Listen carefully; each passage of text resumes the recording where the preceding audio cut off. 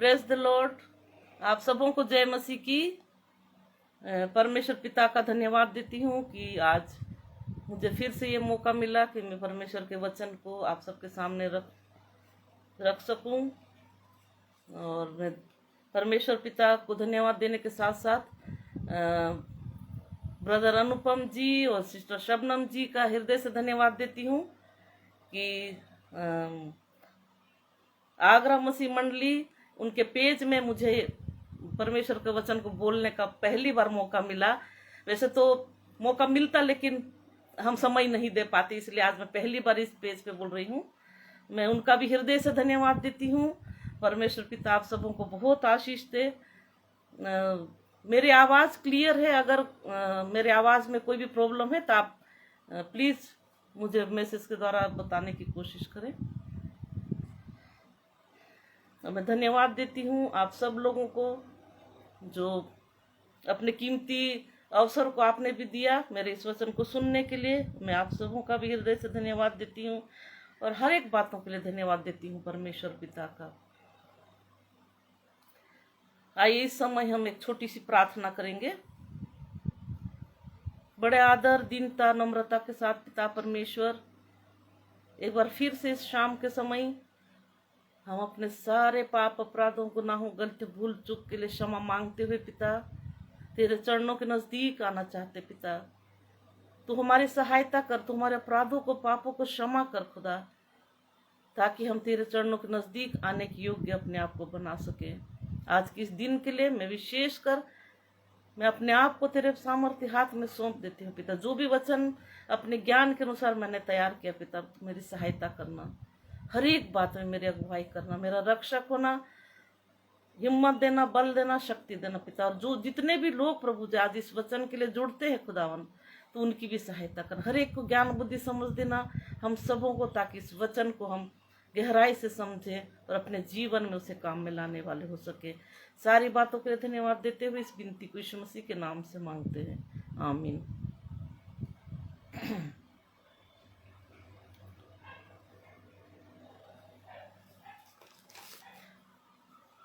इस समय हम बाइबल में से पढ़ लेंगे एक वचन, हम बाइबल में से पढ़ लेंगे जो हमें मिलता है कुलुस्सियों की पत्री, उसका 3 अध्याय 5 से 10 पद। कुलुस्सियों की पत्री 3 अध्याय 5 से 10 तक, जहां इस प्रकार लिखा है,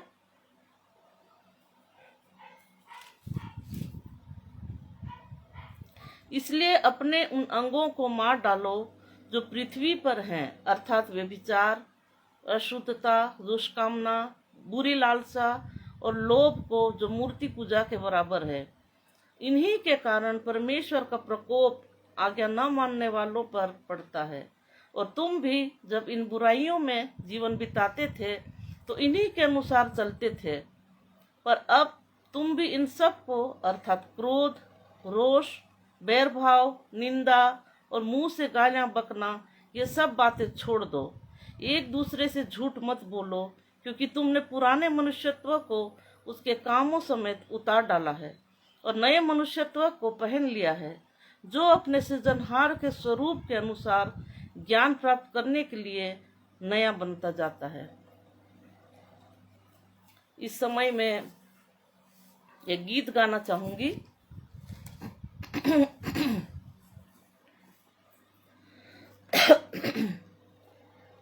मेरे दिल तू न होना निराश, तेरा यीशु मददगार है। मेरे दिल तू न होना निराश, तेरा यीशु मददगार है। वो पोंछ देगा तेरे आंसू, वो पोंछ देगा तेरे आंसू, फिर क्यों तू गमजार है। मेरे दिल तू ना होना निराश, तेरा यीशु मददगार है। मेरे दिल तू ना होना निराश, तेरा यीशु मददगार है। तेरे पाँवों में लगे ना ठोकर के पंखों में अपने रखेगा। तेरे पाँवों में लगे ना ठोकर के पंखों में अपने रखेगा। कोई भी झोंका तेरे दामन को छू कर गुजर ना सकेगा। वही रखवाला उसी ने संभाला, वही रखवाला उसी ने संभाला, करता वही प्यार है। मेरे दिल तू न होना निराश, तेरा यीशु मददगार है। मेरे दिल तू न होना निराश, तेरा यीशु मददगार है। बदल डाला है मसीह ने मुझको कि जैसे नया कोई इंसान। बदल डाला है मसीह ने मुझको कि जैसे नया कोई इंसान। पुरानी बातें पुरानी यादें न रह सकती है मुझ में जिंदा। वो मुझ में हरदम, मैं उसमें हरदम। वो मुझ में हरदम, मैं उसमें हरदम, मेरी वो पहचान है। मेरे दिल तू ना होना निराश, तेरा यीशु मददगार है। मेरे दिल तू ना होना निराश, तेरा यीशु मददगार है। वो पोंछ देगा तेरे आंसू, वो पोंछ देगा तेरे आंसू। फिर क्यों तू गमज़ार है। मेरे दिल तू ना होना निराश, तेरा यीशु मददगार है। मेरे दिल तू ना होना निराश, तेरा यीशु मददगार है।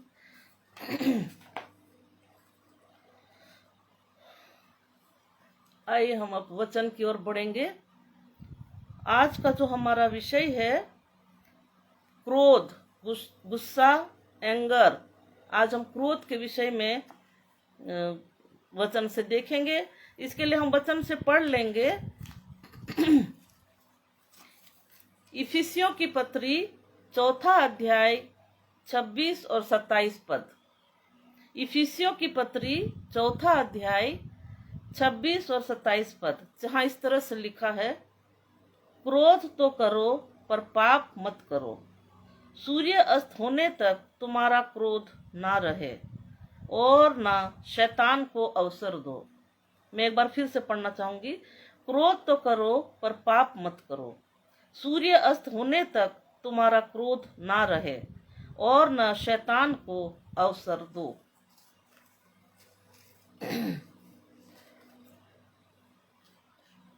आज हम इस वचन में जाने से पहले मैं परमेश्वर पिता से एक बार फिर से प्रार्थना करती हूँ कि जो भी आज वचन हम सुनने जा रहे हैं उस वचन को समझने की, गंभीरता से उसे जानने की और उस पवित्र वचन को अपने हृदय में ग्रहण करके उसके अनुसार जीवन को आगे बढ़ाने की सामर्थ हम सभी को पिता परमेश्वर दे। हमारी सोच समझ जो उसने दी है, हम सारी समझ के अनुसार इस वचन को सुने और अपने हृदय में ग्रहण करने की कोशिश करेंगे। सबसे पहले हम देखेंगे आज का हमारा विषय है क्रोध, गुस्सा। ये एक ऐसी चीज है और एक जो संसार में हर एक मनुष्य के अंदर होता है, चाहे वो बच्चे हो, जवान हो, बूढ़े हो, किसी भी उम्र के लोग, हर एक के अंदर गुस्सा होता है। किसी के अंदर कम, किसी के अंदर ज्यादा, लेकिन होता हर एक के अंदर है।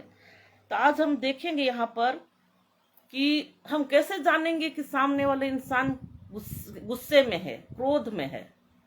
हम देख के ही जान सकते हैं। जैसे हम अगर कोई इंसान हमारे सामने वो क्रोधित है तो हमें देखकर ही समझ में आ जाएगा, उसके हाव भाव से, उसके बिहेवियर में चेंज, बोलने का तरीका, सब कुछ बदला बदला से दिखेगा। तो हम समझ जाएंगे कि ये व्यक्ति क्रोध में है। क्रोध क्यों आता हमारे अंदर? क्रोध मनुष्य के अंदर क्यों आता है? यहाँ पर हम देखेंगे, जैसे कोई भी मनुष्य किसी भी बात के लिए, किसी भी चीज के लिए एक इच्छा रखता है, एक उम्मीद रखता है और चाहता है कि जो भी मैंने सोचा है, मेरी जो इच्छा है, जिस चीज के लिए मैंने उम्मीद रखी है वो पूरी हो जाए। और समय बीतने के साथ साथ जब उसे समझ में आता है कि मेरी उम्मीद पूरी होती हुई तो नहीं दिखाई दे रही है, जो मैंने सोचा था वैसा कुछ भी नहीं हो रहा है, तो उसे क्या आने लगेगा? गुस्सा आने लगता है। वो अपनी सहन शक्ति खो देता, संयम खोने लगता है और उसके अंदर गुस्सा आने लगता, क्रोध आने लगता है। इसी संबंध में पवित्र शास्त्र में लिखा है, नीति वचन 15:1 में, कोमल उत्तर सुनने से जलजलाहट ठंडी होती है, परंतु कटु वचन से क्रोध धधक उठता है। यहाँ पर हम नामान के विषय में देखेंगे कि नामान इंतजार करता रहा, इस उम्मीद में था कि एलिशा मुझसे मिलने आने वाला है, मुझसे मिलने आएगा। लेकिन एलिशा ने ना जाकर गेहजी को नामान से मिलने के लिए भेजा और कहा कि ये मैसेज नामान को दे देना। जब नामान ने देखा कि एलिशा मुझसे मिलने नहीं आया और गेहजी को भेज दिया, तो उसके अंदर क्या आया? उम्मीद उसकी जो थी वो पूरी नहीं हुई, तो उसे गुस्सा आने लगा। गुस्से के साथ साथ निराशा भी आ जाती है हमारे जीवन में। उम्मीद हमारी टूटने लगती है तो हम क्रोधित होने लगते हैं। तो इसी क्रोध के साथ हम जो नहीं करना चाहिए वो हमारे जीवन से हम कर देते हैं।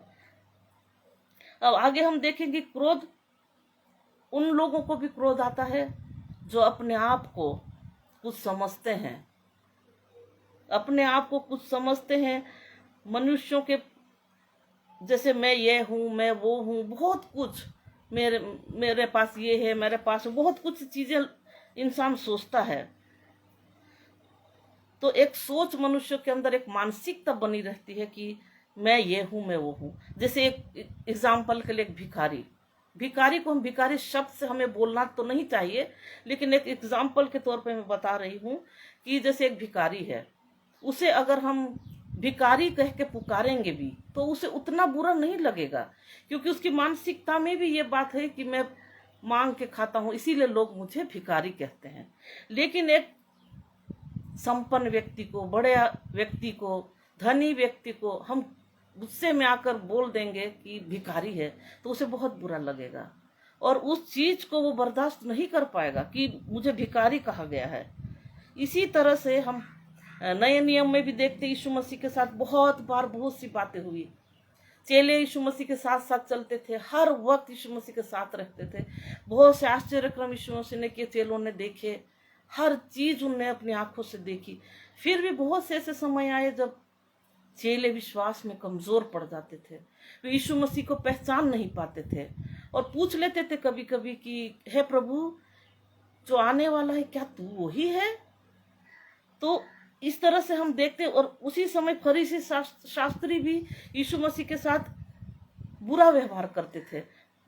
पूरे समय यीशु मसीह के पीछे लगे रहते थे, बहुत सी बातें बोलते थे, बहुत सी उनकी गलतियां ढूंढने की कोशिश करते थे। और जब यीशु मसीह गेत्सेमनी बाग में जब बहुत व्याकुल होकर जब यीशु मसीह को पकड़वाने का समय आ रहा था, उसे प्रार्थना करते थे, अपने पिता से प्रार्थना करो। हर बार आकर देखते थे चेले हर बार उन्हें सोते हुए ही मिलते थे, और उसके बाद यीशु मसीह फिर भी चले जाते थे, अपनी प्रार्थनाओं में लगे रहते थे। इसी तरह से जब यीशु मसीह को क्रूस के ऊपर चढ़ाया गया, उस क्रूस के ऊपर से शारीरिक तकलीफों के साथ साथ उनका पवित्र लहू बह रहा था। लेकिन जो लोग उस समय वहां नीचे खड़े थे, उन्होंने क्या कहा? अगर तू मसीह है तो नीचे उतर आ। क्या ऐसे समय में यीशु मसीह को गुस्सा नहीं आया होगा?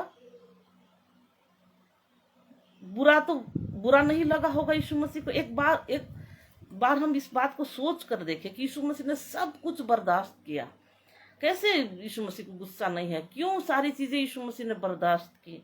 क्योंकि जिस रात को यीशु मसीह को पकड़वाया जाना था, उसके एक दिन पहले पिता परमेश्वर ने यीशु मसीह को सारी बातें बता दी थी। वो सारी घटनाएं यीशु मसीह को बताई थी जो उनके साथ घटने वाली थी। और बताने के साथ साथ अपने इकलौते बेटे को अपनी स्वर्गीय सामर्थ, बल, शक्ति, हर एक बातों से भरा। इसीलिए यीशु मसीह ने हर एक बातों को सहकर बर्दाश्त करके अपने मुंह को बंद रखा। और इसी के साथ साथ हम देखते हैं यीशु मसीह ने ऐसा क्यों किया? क्योंकि वो अपने पिता की जो स्वर्ग में है उनकी इच्छा को पूरी करने के लिए यीशु मसीह ने सब कुछ सहा। और ये सब कुछ सहा किन के लिए? यीशु मसीह ने ये सब कुछ सहा हम पापियों के लिए, हम क्रोधित लोगों के लिए, जो शैतानिक राहों पर चलने वाले जो संसारिक लोग हैं, हमारे कारण यीशु मसीह ने ये सब कुछ सहा। इसी तरह से हम देखते हैं कि हमारे अंदर सामर्थ, बल, शक्ति क्यों नहीं है? हम भी तो रोज वचन पढ़ते हैं, प्रार्थना करते हैं, चर्च जाते हैं, दान देते, हर एक वो कार्य करते जो मसीही होने के नाते हमें करना है, फिर भी हमारे अंदर सहन शक्ति नहीं है। हम कोई भी चीज बर्दाश्त नहीं कर पाते हैं और हमारे अंदर क्रोध, जलन, ईर्ष्या, ये सारी बातें हमारे अंदर जन्म लेती है। क्योंकि ये सारी बातें हमारे अंदर इसलिए आती है क्योंकि हम अंदर से पूरी रीति से खाली हो चुके हैं। खाली हो गए हम अंदर से, क्योंकि हमने अपना जो कीमती अवसर खुदा ने हमें दिया है वो संसारिक कार्यों में हमने बिता दिया। परमेश्वर को जितना समय देना चाहे था अपने जीवन का, वो हमने नहीं दिया। और पिता परमेश्वर के आज्ञा के अनुसार हम नहीं चले, इसीलिए हम अंदर से खाली हो चुके हैं। फिर हम देखते आज के समय में हमारे परिवारों में क्या हो रहा है। ज्यादातर परिवारों में, संसार के हर एक बहुत से परिवार ऐसे जहां पर शायद लड़ाई झगड़ा न हो, लेकिन ज्यादातर परिवारों में लड़ाई झगड़ा, मनमुटाव, नफरत, घृणा, अशांति, बीमारी, मेल मिलाप की कमी, सब चीज हमारे परिवारों में दिखाई देता है। और हम जानते हैं परिवारों में हम सब कुछ करते हैं, प्रार्थना करेंगे, चर्च जाएंगे, सब चीज करेंगे, लेकिन हमारे परिवारों में फिर भी अशांति है। और एक परिवार में जब हम रहते हैं तो कई तरह के रिश्ते होते हैं। माता पिता बच्चे, भाई बहन, जब बच्चे बड़े हो जाते हैं तो शादी हो जाती, तो सास बहू का रिश्ता, बहुत से ऐसे रिश्ते हर एक परिवारों में रहते हैं। सबसे पहले हम देखेंगे माता पिता, बच्चों और भाई बहन का जो रिश्ता होता है परिवार में। बहुत से परिवारों में होता है माता पिता अपने बच्चों को हर चीज में रोक टोक करते हैं। माता पिता चाहते हैं कि हमारे बच्चे सही राह पर चले, वचन के अनुसार चले, पिता परमेश्वर की आज्ञा के अनुसार चले, तो बच्चों को वो चीज अच्छी नहीं लगती है। बहुत से बच्चे हैं जो अपने माता पिता की बातों को सुनकर क्रोधित होने लगते हैं, गुस्सा होने लगते हैं, उनको अच्छा नहीं लगता, हर चीज में हमें टोकते हैं। कभी कभी क्या होता है, बच्चों की बातें माता पिता को अच्छी नहीं लगती है, तो इस तरह से माता पिता और बच्चों के बीच में भी मनमुटाव होने लगता है। भाई बहन के बीच में लड़ाई झगड़े, मनमुटाव रहता है परिवारों में। तो माता पिता, बच्चों, भाई बहन, इनकी जो आपसी मनमुटाव है, आपसी जो लड़ाई है, उसके लिए वचन कहता है, इफिसियों 6:4 में लिखा है, और हे बच्चे वालों, अपने बच्चों को रिस ना दिलाओ, परंतु प्रभु की शिक्षा और चेतावनी देते हुए उनका पालन पोषण करो। फिर हम आगे दूसरा देखते हैं, पति पत्नी का रिश्ता। पति पत्नी का रिश्ता, आजकल के समय में बहुत से परिवारों में पति पत्नी में प्रेम नहीं है, आपसी समझ नहीं है, लड़ाई झगड़े, मार पीट, शादी के कुछ ही समय बाद दोनों एक दूसरे से अलग होना चाहते हैं। जबकि हम जानते हैं कि पवित्र शास्त्र में लिखा है कि जिसे मसीह ने जोड़ा उसे कोई अलग नहीं कर सकता। उसके बाद भी एक दूसरे को समझ नहीं पाते, एक दूसरे की गलतियां सामने लाते, एक दूसरे को नीचे दिखाने का काम करते हैं। और बहुत सी बार पति पत्नी के अंदर इतनी ज्यादा लड़ाई हो जाती है कि एक दूसरे की हत्या तक कर देते हैं। तो यहाँ पर हम देखते क्रोध के कारण पाप जन्म लेता है। तो ऐसे समय के लिए वचन में लिखा है, नीति वचन 29:22 में, क्रोध करने वाला मनुष्य झगड़ा मचाता है और अत्यंत क्रोध करने वाला अपराधी भी होता है। यानी क्रोध के कारण, गुस्से में हम पाप को जन्म देते और हत्या कर देते। यहाँ पर मैं पति पत्नी के रिश्ते का जो है उसके बारे में एक सच्ची घटना मैं आपको बताना चाहती हूँ। एक परिवार था, पति पत्नी रहते थे साथ में, और जो पत्नी जो थी वो सेविका का काम करती थी। वो परमेश्वर के वचन को लोगों को सुनाने का काम करती थी। वो घर घर जाकर परमेश्वर के वचन को सब लोगों के बीच में रखती थी। तो क्या हुआ, एक ऐसे समय बीतते गया, वो हर दिन परमेश्वर के वचन को सुनाने के लिए अपने घर से निकलती थी। एक दिन वो परमेश्वर का वचन सुनाने गई, जब वो वापस अपने घर लौटी तो उसने अपने पति को व्यभिचार की दशा में गिरे हुए देखा। तो उसे बहुत दुख हुआ। पहले तो उसे समझ में नहीं आया कि मैं परमेश्वर के वचन को सुनाने का काम करती हूँ और मेरे ही घर में व्यभिचार का काम हो रहा है। वो बर्दाश्त नहीं कर पाई और वो दिन पर दिन ये सोचते गई कि परमेश्वर पिता जो मेरे पति ने किया है उसके लिए, उसके संग क्या करना चाहिए, उसको क्या मिलना चाहिए।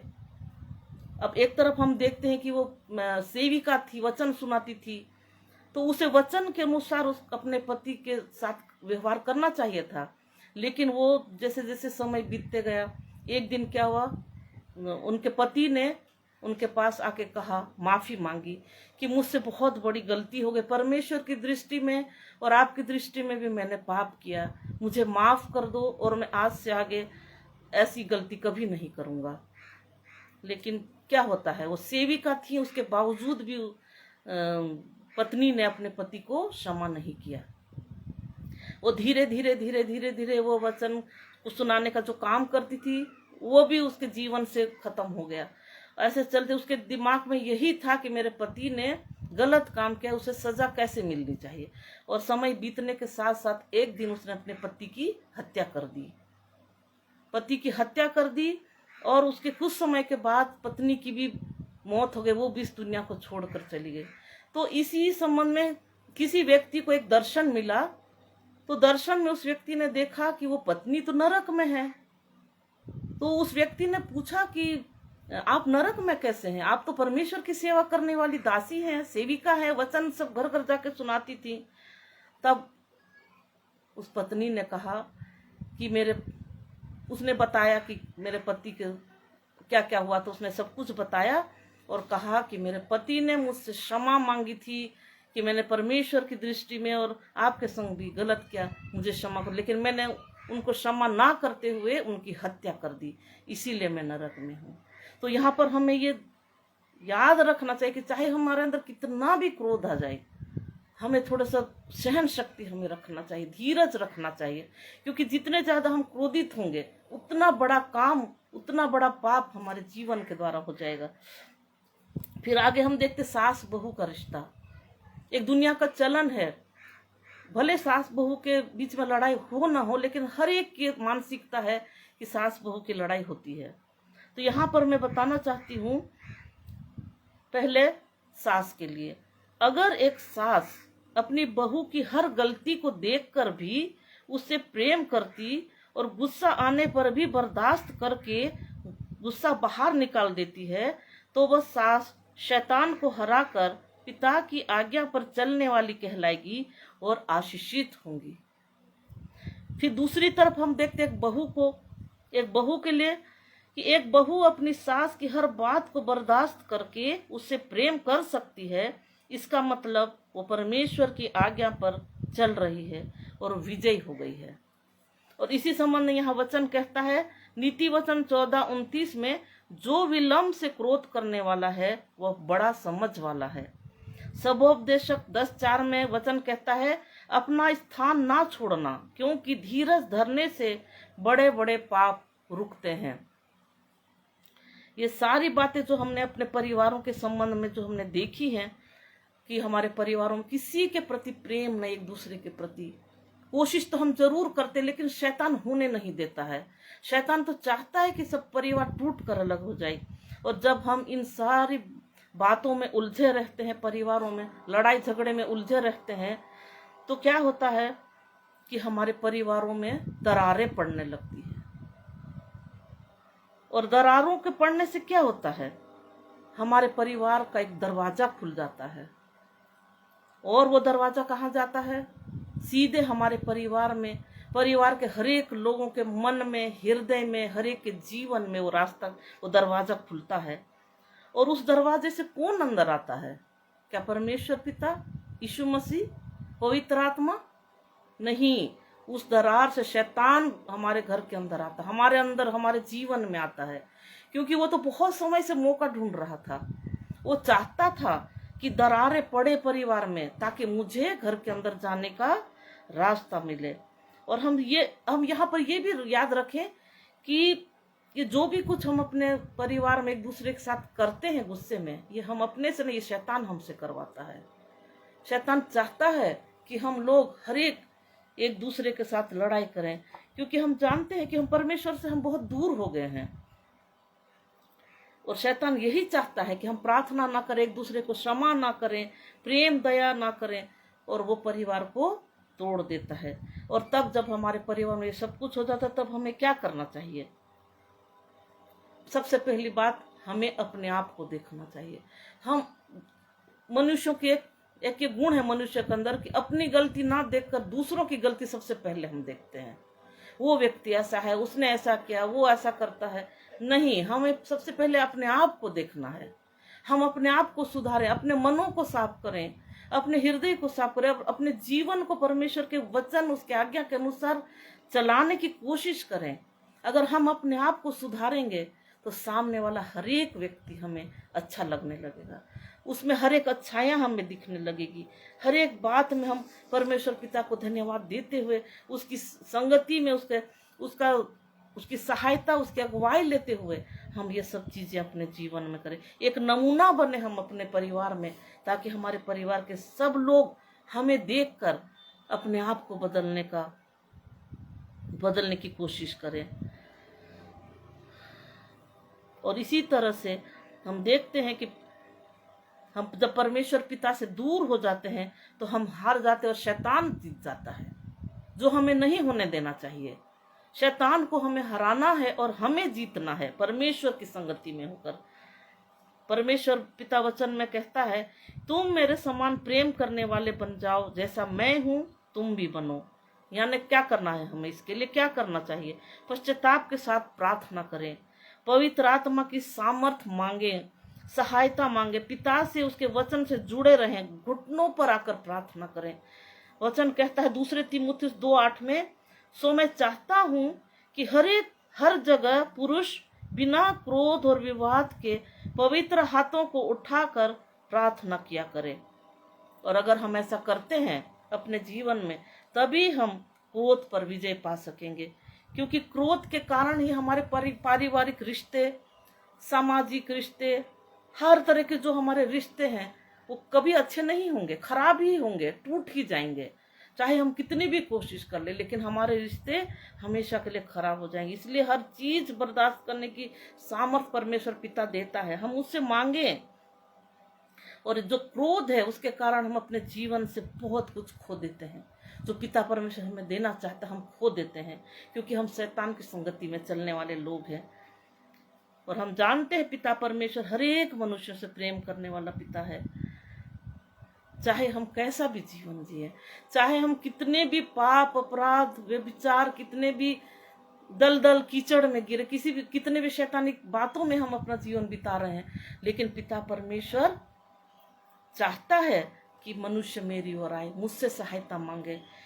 जैसे हम बाइबल में देखते हैं जक्कई के बारे में, चुंगी लेने वाला था, लोग उसे पापी समझते थे, चुंगी लेना उसे नीच दृष्टि से देखते थे। लेकिन क्या हुआ? यीशु मसीह जक्कई के घर में जाकर उसके साथ भोजन किए। दूसरी तरफ बात हम देखते हैं उस पापी स्त्री के लिए, जो व्यभिचार करती हुए पकड़ी गई थी, और सब लोगों ने उसे पत्थरवा करके मार डालना चाहा, और वो यीशु मसीह के पैरों में गिरी। और यीशु मसीह ने क्या कहा? तेरे अपराध क्षमा हुए, हर एक अपराधों को क्षमा करेंगे। और हम जानते हैं कि जब हम संसार में रहते हैं तो हमने बहुत सी समस्याएं आती, तकलीफें आती हैं, लेकिन हम जानते हैं कि पिता परमेश्वर इन सारी समस्याओं से हमें दूर निकालते हैं, हमें बचाते हैं और चाहते हैं कि लोग मेरे साथ संगति करें। कई बार हम सोचते हैं कि अरे हम तो हर समय चर्च जाते हैं, हम सब कुछ वो करते हैं, इतना दान देते हैं, तो हमें क्या जरूरत है प्रार्थना करने की? नहीं, वचन क्या कहता है? अपनी कोठरी में जा, दरवाजा बंद कर और पिता परमेश्वर से प्रार्थना कर। हम घुटनों पे आके प्रार्थना करें। परमेश्वर पिता सच में अपनी प्रार्थना सुनता है, हमारी प्रार्थना सुनकर जवाब देता है। तो मैं अपने वचन में आज ये बताना चाहती थी कि क्रोध के कारण हमारे जीवन में कितने नुकसान होते हैं, कितने पाप अपराध होते हैं हमारे जीवन में। हम गुस्से में आकर उस समय कर तो देते हैं, भले बाद में हम पछताते हैं, लेकिन उस समय तो हम कर देते हैं। इसलिए हम धीरज धरे, परमेश्वर पिता से सहन शक्ति मांगे, धीरज मांगे, वो हमें जरूर देगा। आगे आज मैं अपने जीवन की एक बहुत बड़ी गवाही देना चाहती हूँ। जो बीते दिनों में मेरे साथ घटना घटी है, वो मैं आज गवाही देना चाहती हूँ और उस जीवित परमेश्वर पिता का हृदय से धन्यवाद देना चाहती हूँ, जिसने मेरे जीवन में आश्चर्य कर्म किए हैं।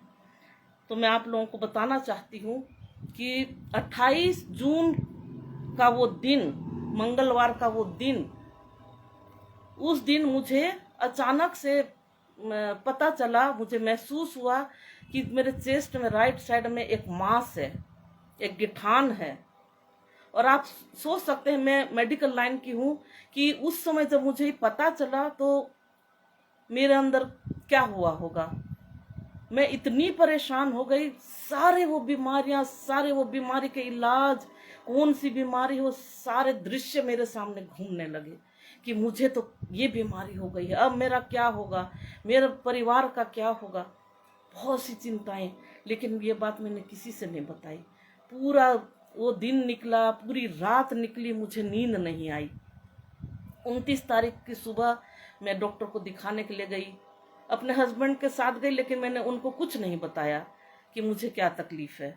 हम गए, दिखाए डॉक्टर को। डॉक्टर ने कहा कि स्वेलिंग तो है लेकिन कुछ लगता नहीं है, पर आप दवाई खाइए और ज़्यादा अगर है तो सोनोग्राफी करवा लीजिए।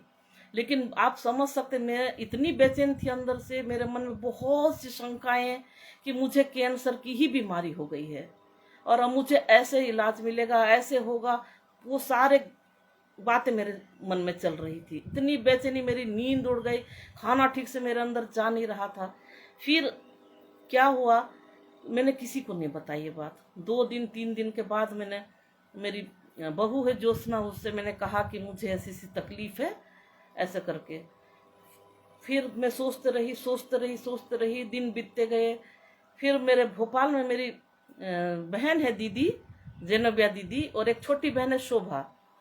तो जेनोबिया दीदी का जो बड़ी है, उनका मेरे पास फोन आया कि बहुत दिन से फोन नहीं आया, क्या हुआ, सब ठीक तो है। तो फिर मैंने सोचा कि अब इनको बता देना चाहिए, बड़ी बहन है, इनको थोड़ा बताना चाहिए। तो फिर मैंने उनसे कहा कि मुझे ऐसे ऐसे तकलीफ है, मैंने सब बताया। डॉक्टर के पास गई थी, उनने ऐसे ऐसे कहा।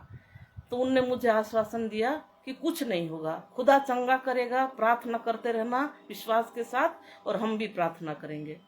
लेकिन मैं आपको सच में बताती हूँ, मैं बाइबल पढ़ती हूँ, रोज घुटनों पे दुआ भी करती हूँ, लेकिन मेरा विश्वास इतना ज्यादा डगमगाने लगा कि मैं एक तरफ तो प्रार्थना करती हूँ घुटने पे, और दूसरी तरफ मेरे अंदर इतने बुरे विचार भी आने लगे, साथ ही साथ दोनों चीजें हो रही थी। ऐसे चलते रहा, मैंने किसी को कुछ नहीं बताया। फिर मैं एक दिन हॉस्पिटल गई। फिर मैंने अपने साथ की स्टाफ, जो मेरी बहनों से भी बढ़कर हैं, 2 सिस्टर, उनको मैंने बताया कि मुझे ऐसे ऐसे होगा। उनके द्वारा भी यही कहा गया कि दीदी आपको कुछ नहीं होगा, प्रार्थना करिए, हम भी करेंगे, सब ठीक हो जाएगा। उसके बाद एक दिन मेरी छोटी वाली बहन शोभा, जो भोपाल में रहती है, उनको हमारी दीदी ने ही बताया कि मेरे बारे में कि उसको ऐसे ऐसे तकलीफ है, उसके लिए प्रार्थना करना, क्योंकि हमारी छोटी बहन बहुत ज्यादा प्रार्थना वाली है। मैं भी जानती थी कि वो बहुत ज्यादा प्रार्थना करती, पवित्र आत्मा की संगति भी उसे मिलती है, लेकिन मैंने उसे इसीलिए नहीं बताया कि छोटी बहन है, शायद चिंता करेगी, अच्छा नहीं, इसलिए मैंने किसी को नहीं बताया। उसके बाद उसका फोन आया छोटी वाली बहन का कि क्या हो गया है, तो फिर मैंने बताया कुछ नहीं होगा, दुआ करते रहना, हम भी कर रहे हैं, सब ठीक हो जाएगा, कोई जांच करवाने की भी जरूरत नहीं पड़ेगी, ये शब्द थे उसके। फिर क्या हुआ, 10 जुलाई के दिन मेरे जीवन का ये पहला आश्चर्यक्रम है जो मैंने महसूस किया और आंखों से देखा भी। रात के 11 बजे करीब मैं अपने बेड में ऐसे राइट साइड की करवट से ही लेटी हुई थी और मोबाइल देख रही थी। और आप सोच सकते हैं कि मैं राइट साइड की करवट से लेटी और मोबाइल यहाँ पर था और मेरी आंखें भी यहाँ पर, इतनी ऊपर। और वो मोबाइल देखते देखते एक मैसेज आया व्हाट्सएप में, जो मेरी छोटी वाली बहन शोभा का था। तो मैंने सोचा कि ये तो जल्दी सोने वाली है, इतना रात को 11:27 हो रहा था, उसका मैसेज आया। इतनी रात में मैसेज आई, क्या हो गया है? जल्दी से मैंने खोल के देखा तो उसमें ये लिखा था, ईश्वर का धन्यवाद हो तुम्हें चंगा करने के लिए। ये 9 शब्द का मैसेज मेरी छोटी बहन शोभा के द्वारा मुझे रात को 11:27 पर भेजा गया, 10 जुलाई को। तो जब मैं ये 9 शब्दों का मैसेज मेरी बहन ने भेजा, मैं जब उसको पढ़ रही थी तो आप विश्वास नहीं करेंगे, मेरी आंखें यहाँ थी, लेकिन मैंने महसूस किया कि मेरे अंदर से कुछ निकला है बाहर, मेरे अंदर से बिल्कुल कुछ निकला है। और मेरी आंखें यहाँ थी, फिर भी मुझे नीचे दिखाई दे रहा है कि मेरे राइट साइड से एक मूंगफली के दाना, जैसे सफेद छिलके वाली मूंगफली होती है, उसकी से थोड़ा सा बड़ा कुछ निकला और उसे मैंने देखा। मेरी आंखें ऊपर है, फिर भी मुझे नीचे भी दिखाई दिया और वो नीचे गिर गया। तो मुझे पहली बार मेरे जीवन में ये सब घटना हुई, तो मुझे पहले तो समझ में नहीं आया कि मेरी आंखें तो यहाँ है, लेकिन मुझे नीचे कैसे दिखाई दे रहा है। फिर मैंने जल्दी से सोचा कि मैं अपनी बहन को फोन करती हूँ कि वो, उसके संग भी कुछ हुआ, उसे कुछ पता चला क्या। फिर मैंने सोचा रात हो गई, वो रात पूरी रात में नहीं सोई, प्रार्थना भी करते रही, विश्वास डगमगाते भी रहा, फिर भी मैं प्रार्थना करती। फिर जैसे सुबह हुआ तो मैंने उसे फोन लगाया, 3-4 बार मैंने कॉल कर, लेकिन उसने मेरा फोन नहीं उठाया। इतना निराशा मेरे जीवन में, बेचैनी की जानने के लिए। फिर मैंने अपनी दीदी जेनेबा को फोन लगाया कि मेरे साथ ऐसे ऐसे घटना हुई है और मैं शोभा को फोन लगा रही हूँ, लेकिन वो मेरा फोन रिसीव नहीं कर रही है। तो उन्होंने कहा कि परमेश्वर पिता ने चंगाई दी, प्रार्थना धन्यवाद देते रहना, वो ड्यूटी में बिजी होगी, शाम को बात कर लेना। फिर मैंने शाम को उससे बात किया। मैं ये जानना चाहती थी कि जब मेरे संग ये हुआ तो उसके संग कुछ हुआ क्या, ये मुझे जानना था। तो मैंने उसे फोन किया कि रात को मुझे मैसेज क्यों किया, तो बोले ऐसे ही। मैं बोली नहीं, ऐसे तो नहीं, मैंने उसे नहीं बताया कि मेरे संग क्या घटना घटी, मैंने उससे जानने की कोशिश की पहले। तो मैंने उसे कहा कि तेरे साथ क्या हुआ, तूने क्यों इतनी रात को मैसेज, मुझे सच सच बता। तो उसने कहा कि मैं प्रार्थना कर रही थी, विश्वास, मेरा विश्वास है सिर्फ। मैं बोली नहीं, तुझे कुछ दिखा, तुझे कुछ महसूस हुआ या क्या हुआ वो बता। तो बोली कुछ नहीं, जब मैं प्रार्थना कर रही थी तो पवित्र आत्मा की सामर्थ्य में मैं भर गई थी। और जब मेरा ये विश्वास से पहले भी मेरे साथ कई बार हो चुका कि जब मैं पवित्र आत्मा में भर जाती हूँ तो मुझे पक्का विश्वास है कि जिस चीज के लिए मैं प्रार्थना कर रही हूँ वो पूरा हो गया। इसीलिए मैंने मैसेज किया कि ईश्वर को धन्यवाद देना। अब आप सोच सकते हैं कि मेरे साथ ये घटना घटी। अब मुझे जांच के लिए भी जाना था, बहुत असमंजस में, 2 तरह के विचार मेरे अंदर, ये सब कुछ होने के बावजूद भी कि जांच भी कराना है, इधर ईश्वर ने मुझे चंगाई भी दी है, फिर भी मैं जांच करवाने के लिए गई। वहां गए तो मुझे मेरा सोनोग्राफी हुआ। जब सोनोग्राफी हुआ तो उन्होंने कोई क्लियर रिपोर्ट नहीं दी मुझे। मैंने बहुत जानने की कोशिश की, सिर्फ कैंसर के बारे में मुझे बता दीजिए कि मुझे कैंसर तो नहीं है। तो उनसे मुझे यही जवाब मिला कि हो भी सकता, नहीं भी हो सकता, अभी हम कुछ क्लियर नहीं बोल सकते, आपका एक और जांच करना पड़ेगा। ये 15 जुलाई की बात है। फिर 16 जुलाई को मेरी एक और जांच होना था। मैं परमेश्वर पिता को धन्यवाद देते रही बहनों को दोनों को फोन करते रहे, उन्होंने कहा धन्यवाद, सिर्फ धन्यवाद दे, प्रार्थना करने, अब चंगाई नहीं मांगना, सिर्फ धन्यवाद देते रहना। देते रही, लेकिन मेरे मन में कहीं ना कहीं विश्वास की कमी बहुत ज्यादा थी। फिर जिस होटल में हम लोग रुके थे वहां रात में हम लोग सोए। परमेश्वर पिता ने तो मुझे चंगाई दे दी थी, लेकिन मैं विश्वास में पक्की नहीं हो पा रही थी। फिर क्या हुआ कि उस रात को जब हम सोने लेटे तो मेरे दोनों बच्चे मेरे साथ थे, मेरी बेटी मेरा बेटा। एक साइड मेरी बेटी सोई है बाएं तरफ, दाहिने तरफ मेरा बेटा। दोनों की इतनी ज्यादा तबीयत खराब, उल्टी, सिर दर्द, इंजेक्शन लगाए, मेडिसिन दे, कोई फर्क नहीं। दूसरी तरफ मेरा बेटा अपना बुखार में तड़प रहा है, बॉडी पेन, 4-4 घंटे में बुखार, दवाइयां देने से एक बार उसके ऊपर सिर में हाथ रखो, एक बार इसके ऊपर सिर में। लेकिन मुझे अपनी भी फिक्र थी कि कहीं मुझे दोबारा जांच होगी, उसमें कहीं कैंसर की बीमारी तो नहीं निकल जाएगी।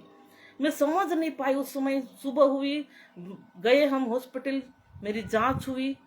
जब वहां मैं गई तो डॉक्टर ने जब मेरा चेकअप किया तो उन्होंने तुरंत ये कहा कि आपको क्या तकलीफ है, आपको तो यहाँ पर कुछ समझ में नहीं आ रहा, हम जांच कर दे रहे हैं, लेकिन अगर हमें डाउट होगा तो आपका फिर से एक बार सोनोग्राफी करवाएंगे। अब उसी दिन शाम को जाना था रिपोर्ट लेने के लिए, लेकिन मेरे मन में एक विचार आया कि जब पिता परमेश्वर ने मुझे चंगाई दे दी थी तो वो मेरे ध्यान को शायद मेरी इस बीमारी से हटाना चाह रहा था। इसलिए मेरे बच्चे दोनों तरफ तकलीफों में पड़े थे, उनकी ओर ध्यान ले जा रही थी, लेकिन मेरी बीमारी की तरफ मेरा ध्यान ज्यादा था कि मुझे कहीं कैंसर तो नहीं है, यही मेरे मन में था। लेकिन बाद में मुझे समझ में आया कि शायद मेरे बच्चों को तकलीफ, शारीरिक तकलीफ देकर ईश्वर मेरे इस विश्वास की कमी को मजबूत करना चाहता था शायद।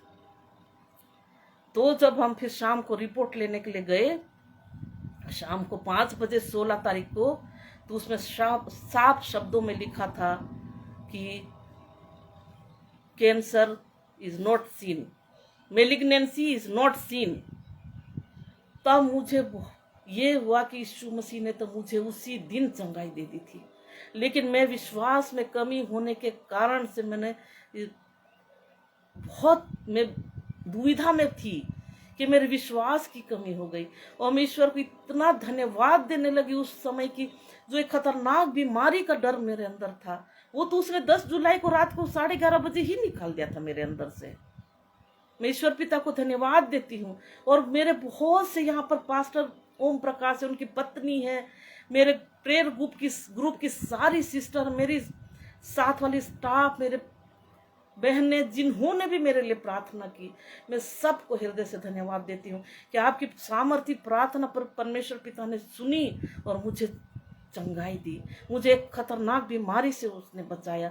और मैं परमेश्वर पिता से धन्यवाद देता, आप सबों को वो हमेशा अपनी सुरक्षित चंगाई भरे हाथ में रखे, आशीषों से भरे, आपके सामने किसी चीज की कोई कमी नहीं, किसी बीमारी से आपको गुजरना ना पड़े। मैं परमेश्वर पिता का धन्यवाद देती हूँ और मेरे परिवार के लोगों को भी धन्यवाद देती हूँ, मेरे बच्चों को, कि उनने मेरे दुख में मेरा साथ दिया, अपनी तकलीफों को किनारे करते हुए उनने मेरी इस कार्य में मेरे साथ साथ खड़े रहे। मैं हर एक को धन्यवाद देती हूँ। और मैं ये कह के, मैं इतना कहकर ये कहना चाहती हूँ कि जब हम क्रोध में, गुस्से में रहते हैं, बहुत से गलत काम करते हैं, बीमारियां भी हमारे सामने आती हैं। कई तरह की बीमारियां शैतान हमारे सामने लाता, हमें परीक्षा में डालता है शैतान। वो चाहता है कि सारे दुखों के साथ हम अपना जीवन बिताए, यही चाहता है शैतान। और हम परमेश्वर पिता को धन्यवाद देते कि मेरे जीवन की सबसे बड़ी गवाही और पहला आश्चर्यकर्म, पहला जो मैंने महसूस किया मेरे जीवन में, 2010 में मुझे एक दर्शन बहुत अद्भुत मिला था, लेकिन उसके बाद से 12 साल हो गए, मैं बहुत पीछे प्रार्थना में हो गई। और मैं विश्वास करती हूँ और मैं आपसे निवेदन करती हूँ कि मैं जिस तरह से आज प्रार्थना में जुड़ी हूँ, विश्वास में जुड़ी हूँ, मैं इसी तरह से हर दिन हर पल जुड़ी रहना चाहती हूँ, जब तक खुदा हमें लेने ना आ जाए। मेरे लिए प्रार्थना करे, मैं विश्वास में बिल्कुल कमजोर नहीं होने चाहती। शैतान मेरे जीवन से, मेरे परिवार से हमेशा के लिए दूर हो जाए, मैं ये चाहती हूँ। और हम सब भी अपने जीवन में विश्वास के साथ घुटनों पर प्रार्थना करें। ईश्वर हर एक प्रार्थना सुनता, हर एक की प्रार्थनाओं को सुनकर चंगाई देता है, हमारी हर एक समस्याओं को दूर करता, हर एक तकलीफों को। वो पिता परमेश्वर अपने बच्चों को तकलीफ में नहीं देखना चाहता है, वो चाहता है कि हम हर एक तकलीफों से छुटकारा पा जाएं, हर एक तकलीफों से। और मैं सारे जिन्होंने मेरे लिए प्रार्थना की, मैं हृदय से धन्यवाद देती हूँ। खुदा आपको बहुत आशीष दे। और एक बार फिर से अंत में मैं ब्रदर अनुपम जी और सिस्टर शबनम जी का धन्यवाद देना चाहती हूँ। ईश्वर आपको, आपके परिवार को बहुतायत की आशीष दे। और हम चाहते हैं कि हम आपके संग हमेशा जुड़े रहे, कि हम समय नहीं दे पाते हैं, और हम कोशिश करें कि किसी तरह से आगे भी हम परमेश्वर पिता का धन्यवाद करते रहें, उसके वचन से जुड़े रहें। आपने हमें ये मौका दिया, और सारे लोगों ने जो हमारे साथ जुड़े हैं इस समय, मैं उनका भी हृदय से धन्यवाद देती हूँ। Praise the Lord. जय मसीह की। आप सबों को धन्यवाद।